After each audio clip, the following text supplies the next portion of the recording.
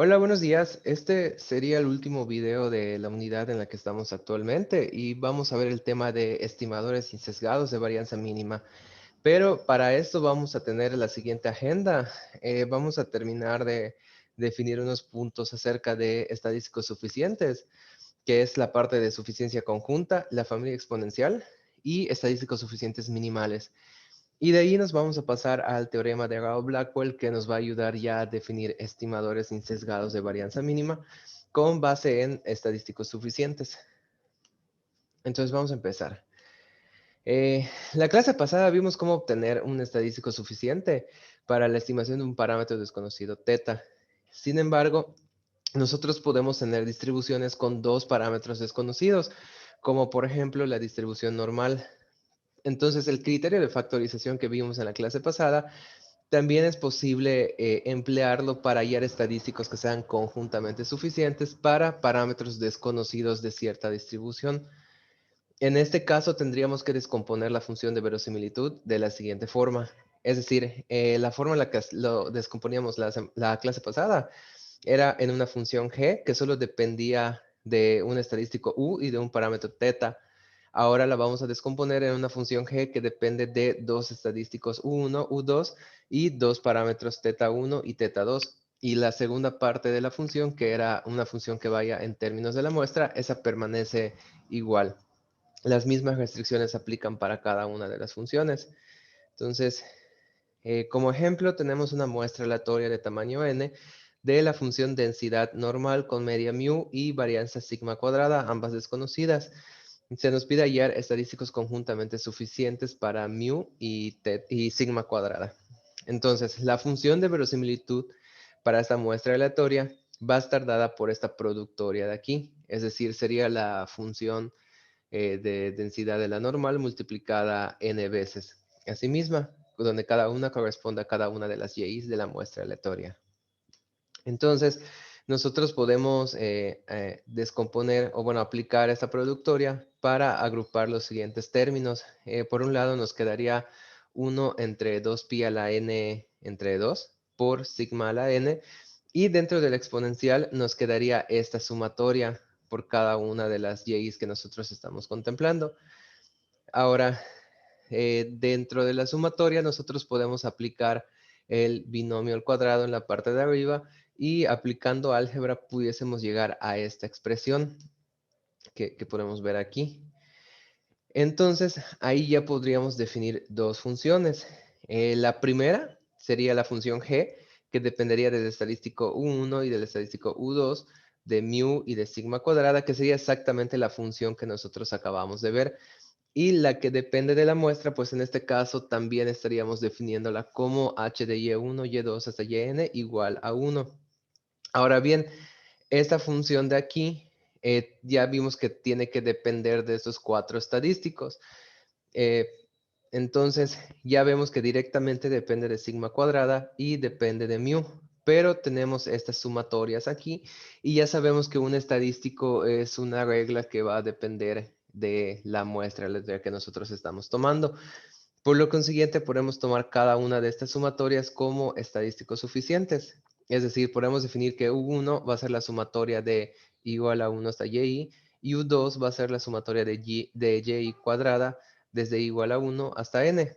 Por lo tanto, estos dos estadísticos que nosotros vimos, vamos a decir que van a ser conjuntamente suficientes para mu y para sigma cuadrada.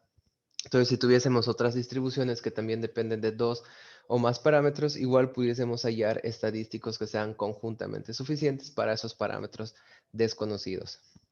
Ahora bien, ya para cerrar, bueno, no, perdón, para casi cerrar la parte de suficiencia, vamos a definir algo que se conoce como la familia exponencial.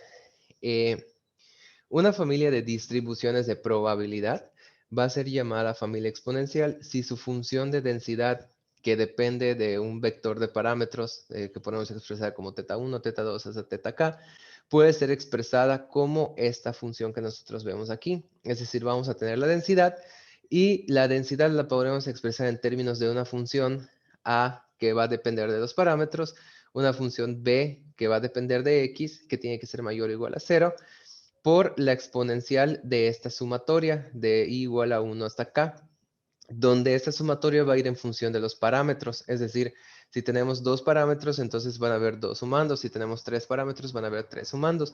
Y el producto que está aquí arriba va a ser una función ci, que va a depender del parámetro en cuestión, y la función di, que va a depender de x. Entonces, si nosotros podemos transformar o identificar esas funciones en una distribución de probabilidad de las que nosotros conocemos y expresarlas de esta forma, entonces podemos decir que dicha función de probabilidad pertenece a la familia exponencial. En el caso de las distribuciones que dependen únicamente de un parámetro, teta, que pues técnicamente son como que el grueso de las distribuciones que conocemos, la descomposición la pudiésemos ver de esta forma. Es decir, solo tendríamos una función a de teta, una función b de x por la exponencial, de una función c de teta y de una función d de x, donde las funciones a, b, c y d cumplen las mismas características que las que vimos aquí en el caso general para k parámetros. Entonces, para ejemplificar, vamos a tomar a x, una variable aleatoria que sigue una distribución binomial con parámetros n y p, demostrar que pertenece a la familia exponencial. Nótese que aquí no estamos hablando de muestras aleatorias, todavía simplemente estamos tomando una variable aleatoria que sigue cierta distribución y lo que queremos probar es si esa distribución pertenece a la familia exponencial. Entonces, la función de masa de probabilidad de la distribución binomial, nosotros la podemos ver tradicionalmente como esto que tenemos aquí. Pero nosotros pudiésemos hacer ciertos ajustes para que nosotros podamos tener algo de la forma que necesitamos. Nosotros tenemos que ser capaces de hallar estas 4 funciones para poder ver esta densidad en términos de estas 4 funciones. Entonces, lo que pudiésemos hacer es primero descomponerlo, como podemos ver aquí. Separamos el 1 menos p a la n y la parte del 1 menos p a la menos x lo ponemos en la parte de abajo para que tanto la p primera como la parte de 1 menos p a la menos x la podamos agrupar y todo esto se esté elevando a la x. Entonces, de esta expresión a esta, pues sigue siendo equivalente. Ahora bien, necesitamos que vaya algo en términos de una exponencial. Entonces, pudiésemos aplicar la exponencial del logaritmo y esta igualdad aún se cumple, porque pues, la exponencial estaría anulando al logaritmo. Entonces, una vez que nosotros ya lo tenemos de esta forma, podemos definir esas funciones. Acá el parámetro en cuestión es p. Entonces, la función a de p va a ser 1 menos p a la n, que es esta parte de aquí abajo. La función b de x pues va a ser la parte de las combinaciones de n en x, que es esta de aquí. Tenemos la exponencial y dentro de la exponencial pudiésemos poner a el logaritmo de p entre 1 menos p, que es esta parte de aquí arriba. Y eso está elevado a la x, entonces podemos, bueno, por propiedades del logaritmo bajamos la x. Entonces podemos definir la función d de x como x. Por lo tanto, la distribución binomial pertenece a la familia exponencial, ya que su distribución, que era originalmente esta, la podemos expresar de esta forma a través de estas funciones. Y así es como nosotros probamos si una distribución de probabilidad conocida pertenece o no a la familia exponencial. Podemos ver otro ejemplo que nos pide demostrar que la distribución normal pertenece a la familia exponencial. Entonces, la función de densidad, de nuevo, aquí esto solo es para una variable aleatoria, todavía no estamos hablando de cuestiones de una muestra aleatoria. Entonces, aquí la función de densidad de la normal está dada por esta expresión que es la que nosotros conocemos. Nosotros podemos resolver el binomio al cuadrado y podemos separar en estas dos expresiones. Ahora, como la distribución normal tiene 2 parámetros, entonces ya no las estaríamos descomponiendo de esta forma, más bien la estaríamos aplicando la función, la forma de la fórmula general, y en la parte de la exponencial tendríamos 2 expresiones, 2 funciones ci y 2 funciones di.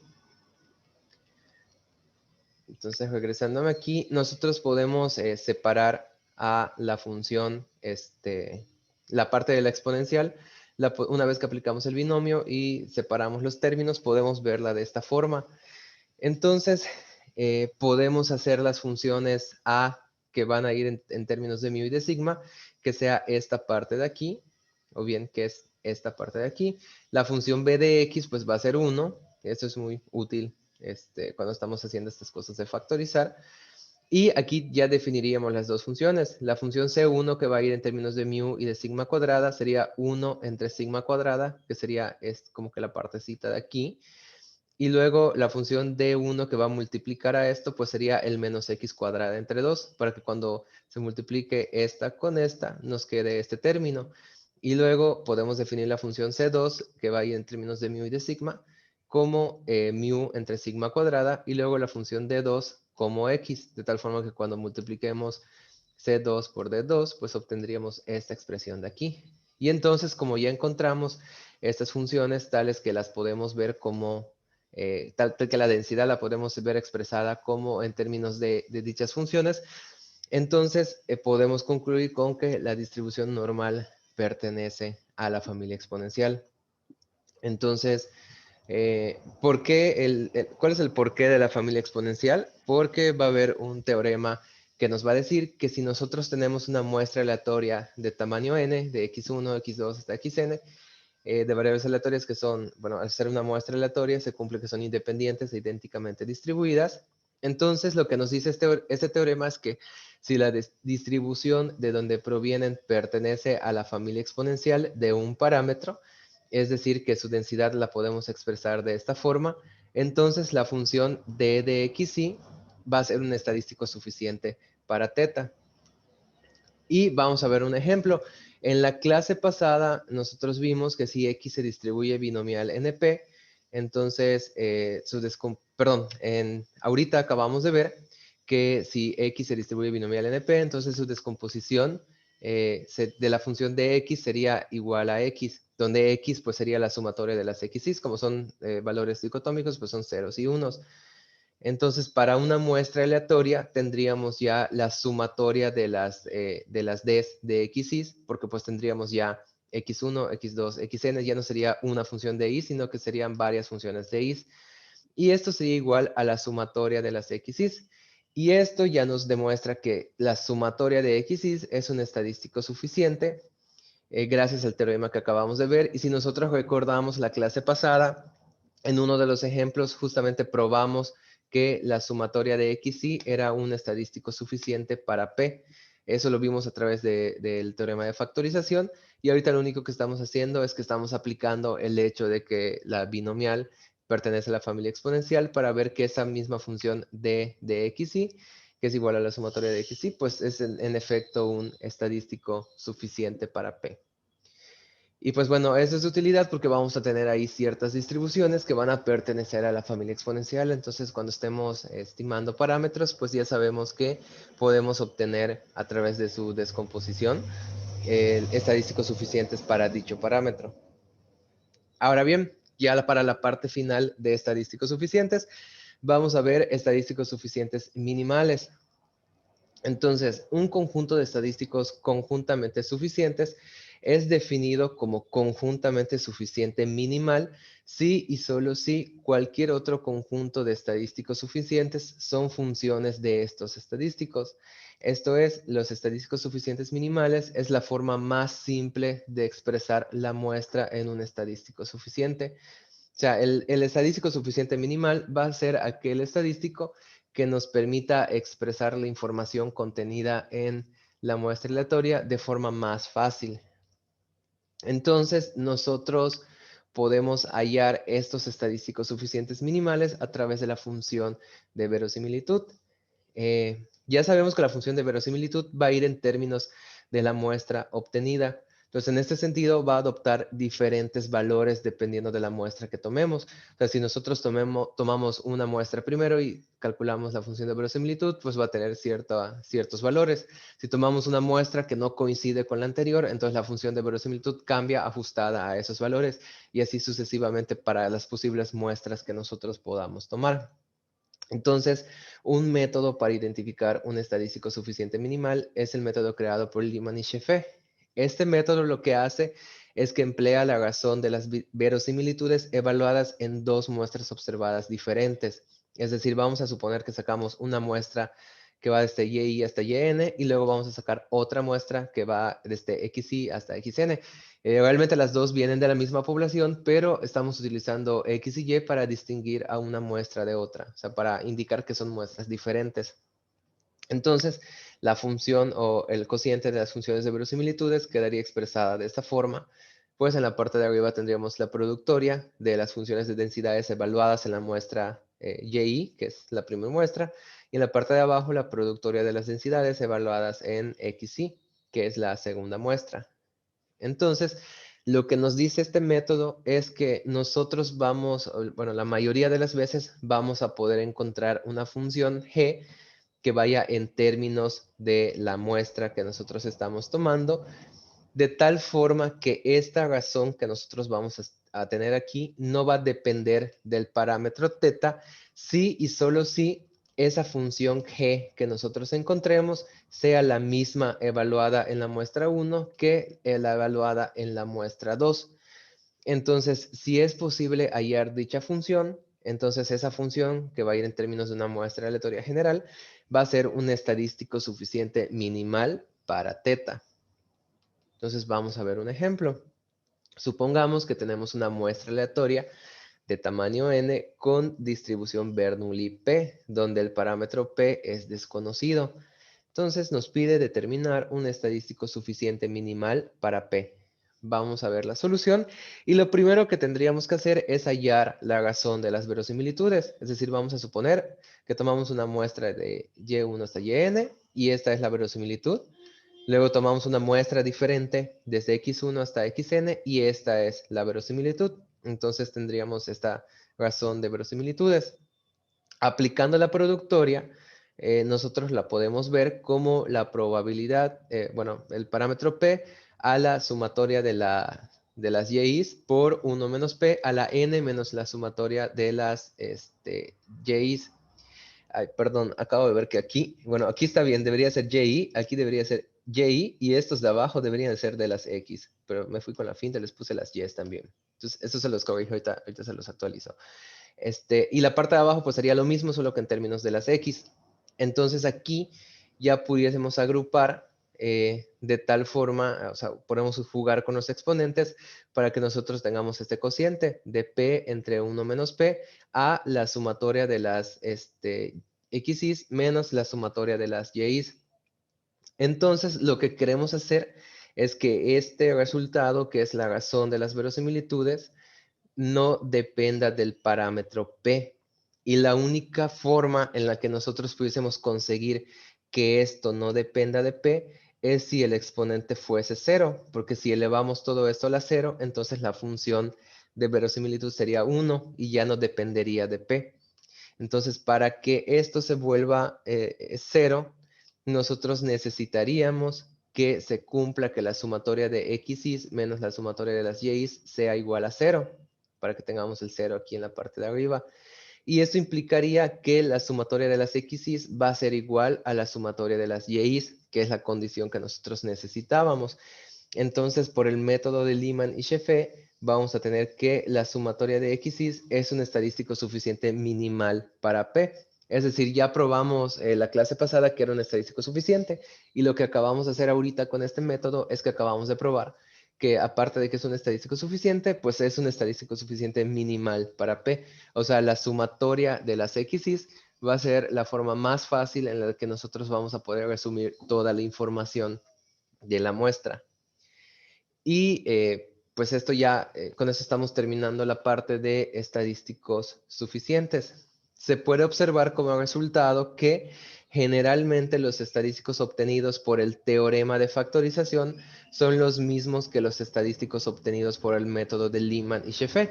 Tal vez no se va a cumplir siempre, pero la mayoría de las veces va a coincidir. Entonces pudiésemos decir que los estadísticos que nosotros obtengamos a través del teorema de factorización, casi de forma inmediata, ya van a ser estadísticos suficientes minimales para el parámetro. Sin embargo, lo pudiésemos comprobar con el método de Lyman y Scheffé. Nota, al inicio de la clase vimos que dos estadísticos que son estadísticos conjuntamente suficientes para mu y sigma en el caso de la distribución normal. Bueno, vimos que teníamos dos sumatorias ahí que eran estadísticos suficientes, la sumatoria de xy y la sumatoria de xy cuadrada. Entonces es posible utilizar este método para probar que dichos estadísticos van a ser suficientes minimales para mu y sigma cuadrada también. O sea, con el mismo procedimiento que acabamos de hacer, lo pudiésemos probar. Y ahora ya para finalizar, vamos a ver el teorema de Rao-Blackwell. Los estadísticos suficientes desempeñan un papel importante para dar buenos estimadores. No necesariamente el estadístico va a ser el estimador, pudiera ser que sí, pero pues ya vimos que, por ejemplo, en los casos anteriores, tenemos que la sumatoria de xy es un estadístico suficiente para P, sin embargo, este no es el estimador sería la proporción, que sería el resultado de dividir esto entre n. Entonces, lo que nos va a decir este teorema es que si nosotros tenemos un estimador insesgado para un parámetro θ desconocido y aparte tenemos un estadístico suficiente para θ, es decir, son dos cosas. Tenemos el parámetro desconocido, tenemos un estadístico suficiente y tenemos un estimador, ambos para el mismo parámetro. Entonces, existe una función u que también, una función du del estadístico suficiente que también es estimador para θ y tiene una varianza no mayor que la del estimador que ya teníamos. Entonces, si buscamos estimadores insesgados con varianzas pequeñas, podemos restringir nuestra búsqueda a estimadores que sean funciones de estadísticos suficientes. El teorema en sí lo que nos dice es esto. Sea θ gordito un estimador insesgado para θ, tal que su varianza existe. Es decir, nosotros podemos conocer la varianza del estimador. Si u, por otro lado, es un estadístico suficiente para θ, entonces podemos definir otro estimador, vamos a llamarle θ asterisco, que sea una función del estimador anterior y de u. Entonces, para toda θ se va a cumplir que la esperanza de este nuevo estimador va a ser justamente el parámetro, o sea, va a ser insesgado. Y aparte se va a cumplir que la varianza de este estimador va a ser menor que la varianza del estimador inicial. Entonces, debido a que numerosos estadísticos son suficientes para un parámetro θ asociado a una distribución, la pregunta es, ¿qué estadístico suficiente debemos de usar cuando aplicamos este teorema? De nuevo, el criterio de factorización de manera típica nos da un estadístico U, que es el que mejor resume la información de los datos acerca del parámetro. O sea, ya el teorema de factorización nos va a estar dando los estadísticos suficientes mínimos, que son los que nosotros estaríamos aplicando con este teorema. Y el resultado de aplicar este teorema nos daría un estimador que se va a conocer como estimador insesgado de varianza mínima, o MBUE por sus siglas en inglés. Entonces vamos a ver un ejemplo. Suponga que tenemos una muestra aleatoria de una distribución donde la probabilidad de que cada y sea igual a 1 es p y la probabilidad de que cada y sea igual a 0 es 1 menos p, con p desconocida. Use el criterio de factorización para hallar un estadístico suficiente que mejor resuma los datos y proporcione un estimador suficiente de varianza mínima, insesgado de varianza mínima para p. Entonces, la probabilidad que nosotros tenemos aquí se trata de una variable aleatoria Bernoulli, por lo que la podemos escribir de esta forma. O sea, para cada y podemos ver su distribución de probabilidad como p a la y por 1 menos p a la 1 menos y, donde y es 0 o 1. Por lo tanto, la función de verosimilitud la podemos expresar como como esta forma. Y si esto nosotros lo multiplicamos por 1, sigue siendo igual. Entonces podemos definir esta función y luego esta función. Y de acuerdo con el criterio de factorización, la sumatoria de las yi's podemos decir que es un estadístico suficiente para θ. Entonces, por un lado, ya tenemos el estadístico suficiente para este parámetro. Ahora, lo anterior significa que el estadístico U resume mejor la información del parámetro P. Sin embargo, si nosotros dijéramos, ok, vamos a utilizar esta U como estimador de θ, si nosotros le aplicamos el valor esperado a esta U, pudiésemos llegar a que el valor esperado es n por P. Entonces, si nosotros utilizáramos al estadístico U como estimador de P, veríamos que no es, que es sesgado porque su valor esperado no es P, es N menos P. Entonces lo que queremos hacer ahorita es hallar una función que vaya en términos de este estadístico cuyo valor esperado sea teta para que sea insesgado. Entonces, si ya sabemos que la esperanza de U es igual a N por P, lo que necesitaríamos es dividir a U entre N para que al final esta N se cancele.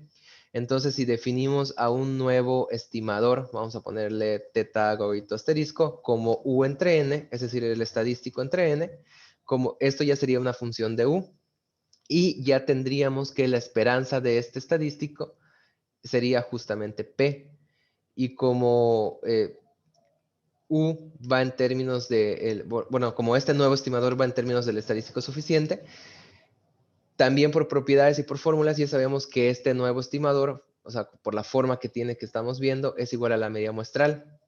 Entonces, como la media muestral es un estimador insesgado para P y además es una función de un estadístico suficiente para P, que es, o sea, y barra al final de cuentas es una función de U, entonces podemos concluir con que y barra es un estimador insesgado de varianza mínima para P. O sea, en este caso lo que nos dice es que cualquier, o sea, y barra va a ser el mejor estimador que nosotros vamos a encontrar. Cualquiera adicional que nosotros propongamos va a tener una varianza mayor. Y barra siempre va a ser el que va a tener la menor varianza. Pero ya sabemos que y barra aplicado en cuestiones de proporción es lo mismo que la proporción muestral. O sea, sería, en lugar de llamarle y barra, le podemos llamar simplemente p gorrito, porque sería exactamente la misma fórmula, solo que los valores de y serían dicotómicos. Y podemos ver otro ejemplo. Vamos a suponer que tenemos una muestra aleatoria de tamaño n de la función de densidad exponencial dada por esta expresión de aquí. Encuentre un estimador insesgado de varianza mínima para la varianza de y. Entonces, sabemos que en una distribución exponencial la esperanza de cada y es igual a teta y también la varianza es igual a teta cuadrada, es decir, ambos elementos dependen del mismo parámetro.